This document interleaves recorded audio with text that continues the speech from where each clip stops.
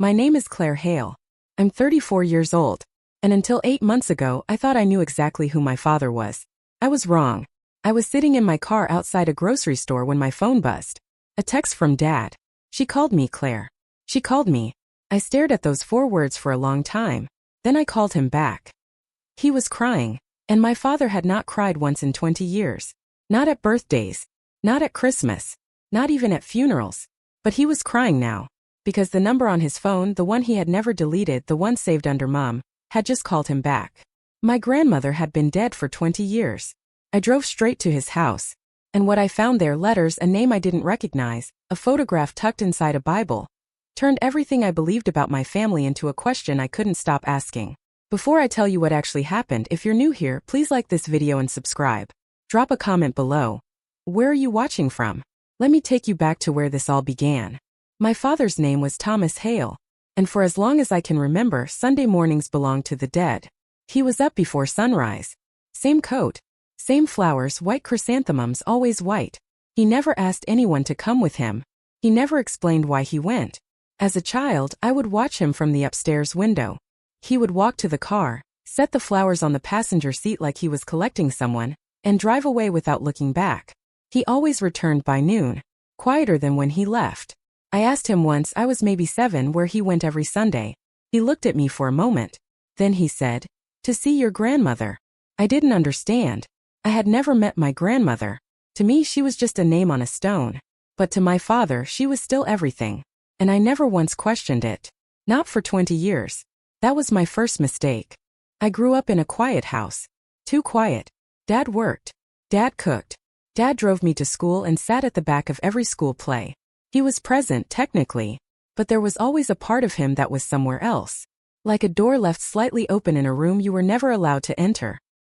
He kept one photograph on the mantelpiece. Just one. A woman standing in a garden, squinting into the sun, laughing at something outside the frame. Dark hair. Strong hands. She looked like someone who argued with you and won and then made you tea afterward. That was Margaret Hale. My grandmother. His mother. There were no other pictures. No home videos.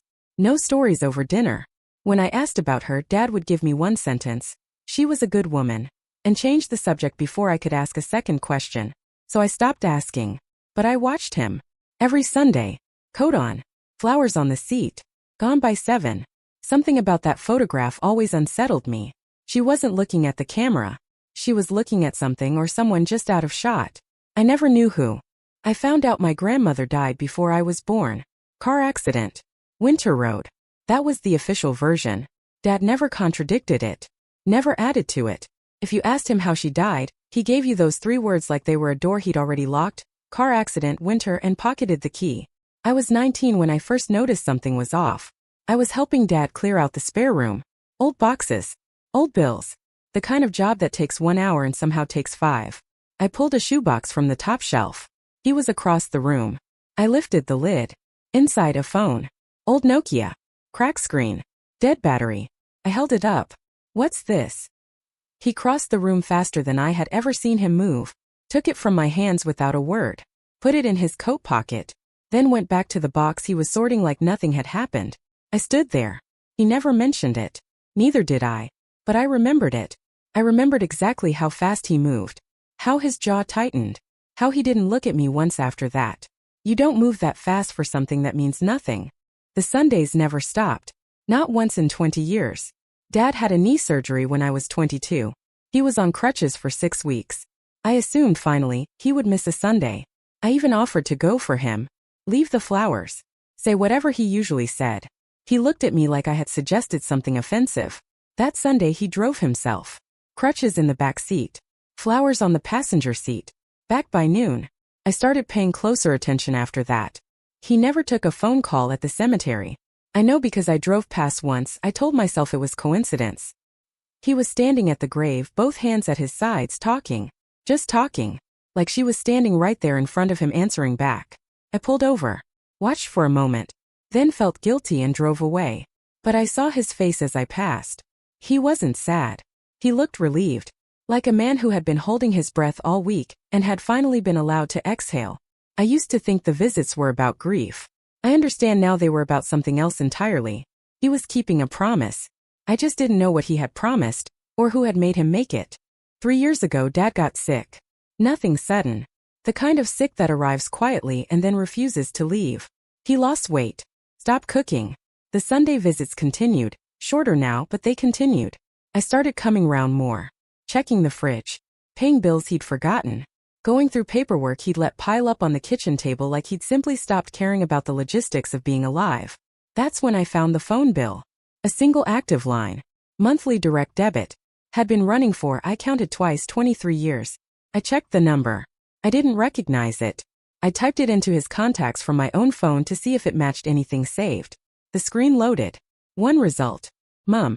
I sat down at that kitchen table and I didn't move for a long time. The line was still active. Someone, my father, had been paying the bill on his mother's phone number for over 2 decades. The handset was long dead, but the number was alive. I thought about the Nokia in the shoebox, the way he snatched it, the lockjaw. I thought about every Sunday for 20 years. Then I did something I probably shouldn't have. Called it. It rang. I don't know what I expected. A disconnected tone. An error message. Nothing. It rang 4 times. Then 5. I was about to hang up when someone answered. Silence first. Then breathing. Then a voice, low, careful, like someone who had been waiting for this call but hadn't prepared what to say. Hello. A woman. I couldn't speak. My hand tightened around the phone. I looked around my father's kitchen like the walls might tell me what to do next. Hello, is someone there? I hung up. I sat there for 3 minutes staring at the table. Then my phone buzzed. The same number calling back. I watched it ring out. Then a voicemail notification appeared. I pressed play. I don't know who just called this number, but if you're connected to the Hale family, please call me back. I've been trying to find you for a long time. There are things you need to know. Things about Margaret. She said my grandmother's name like she already knew her. Not like a stranger. Like someone with history. I called my father immediately. His phone rang out. I got in my car. Dad was sitting in the dark when I arrived.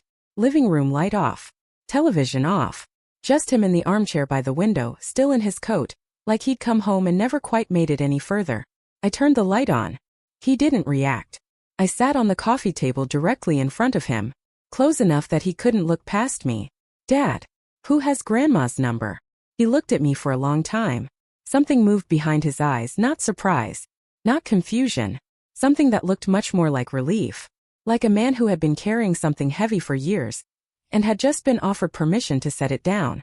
He reached into his coat pocket, pulled out a piece of paper, folded twice, worn at the creases like it had been opened and closed hundreds of times. He held it out. I took it. A name I didn't recognize. An address in a town 3 hours away. And underneath, in my father's handwriting, a single line. Tell Claire when I'm gone. I looked up. You're not gone, Dad. He nodded slowly. I know. I just ran out of time to wait. The address led to a small terraced house on a street that looked like it hadn't changed since the 80s. I drove alone. Didn't tell Dad. Didn't call ahead. I knocked twice. The woman who opened the door was around 60. Gray hair pulled back. Reading glasses pushed up on her head. She looked at my face and her hand went immediately to her mouth. You're Margaret's. Not a question. I stepped inside. Her name was Diane. And for the next 40 minutes she dismantled everything I thought I knew about my family with the quiet efficiency of someone who had been rehearsing this conversation for decades. Margaret Hale had not died in a car accident. She had walked away. From a life. From a secret. From a person she had left behind before my father was even born. A daughter. Placed for adoption. Never spoken about. Never searched for. Diane was that daughter. My grandmother's firstborn. My father's half-sister. I stopped doing the math. I sat in Diane's living room surrounded by photographs of a woman I recognized from a single picture on a mantelpiece. Different house. Different life. Same eyes. Same hands. Diane had been searching for 26 years. She found my grandmother's name through an adoption registry when she was in her 30s. Wrote 3 letters to the last known address. Never received a reply. Then Margaret died. Diane found the obituary online. Read it twice. Sat with it for a week. Then she did the only thing left she could think of. She contacted the phone provider and requested the number as a tribute line. A way to feel connected to something that had closed before it ever opened. She had no idea my father was still paying for it. She had no idea he even existed. I showed her a photo of Dad on my phone. His Sunday coat. The white chrysanthemums. Diane looked at it for a long time. She never told him either, she said. Did she? It wasn't a question either. I thought about the shoebox. The Nokia. The way he snatched it from my hands without a word. He had known something. Not everything. But something. The lockjaw.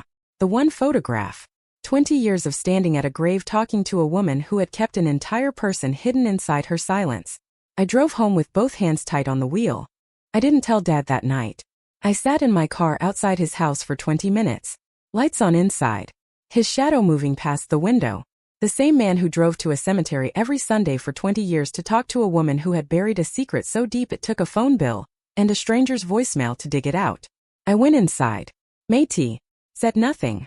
He didn't ask how my day was. He never did. We watched television for an hour. Some documentary about the ocean. Neither of us saw it. At the door leaving, I hugged him. Held on a second longer than usual. He noticed I felt him go still. You all right? He said into my shoulder. Yeah, I said. Just tired. I drove home and sat at my kitchen table with Diane's number in my hand. She had spent 26 years looking for a mother who never looked back.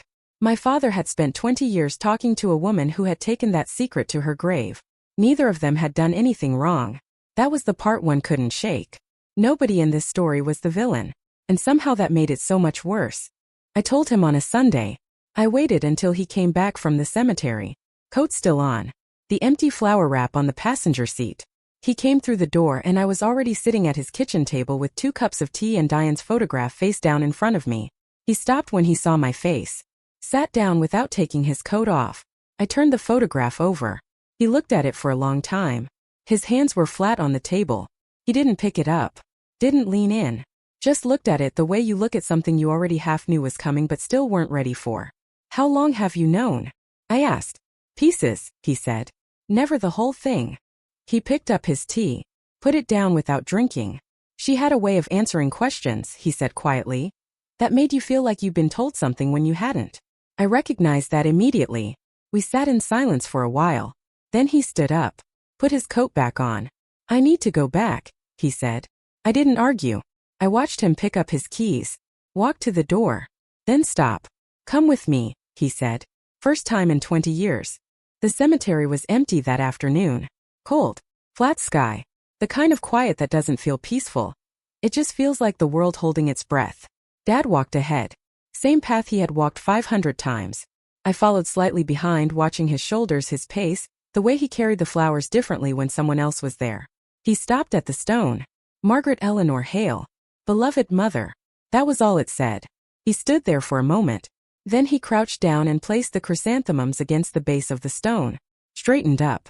Looked at her name for a long time. Then he said quietly, not to me. She found us. That was it. No anger. No accusations.